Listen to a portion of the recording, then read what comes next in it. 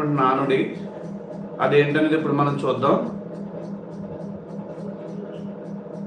ఉద్యోగం పురుష లక్షణం. ఉద్యోగం పురుష లక్షణం. ఇది ఈరోజు అమ్మమ్మ మాట. ఉద్యోగం పురుష లక్షణం అంటే ఉద్యోగం చేయడం పురుషుడి యొక్క లక్షణం.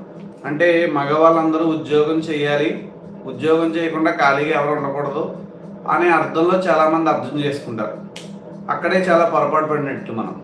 ఉద్యోగం పురుష లక్షణం అంటే పురుషుడు అంటే కనుక సంస్కృతంలో పురుష అంటే మానవుడు అని అర్థం. ఉద్యోగం మానవుడి యొక్క లక్షణం. అంటే ఉద్యోగము అంటే డబ్బు సంపాదన మాత్రమే ఉద్యోగం అవ్వదు. డబ్బు సంపాదన అవ్వచ్చు, పేరు ప్రఖ్యాతలు గడించడం అవ్వచ్చు, లేకపోతే కనుక తెలియని వారికి ఏదైనా విషయం చెప్పడం అవ్వచ్చు. మన యొక్క కర్తవ్యాన్ని ఉద్యోగం అని మనం చెప్పొచ్చు. అంటే ఎవరి కర్తవ్యాలను వాళ్ళు నెరవేర్చాలి.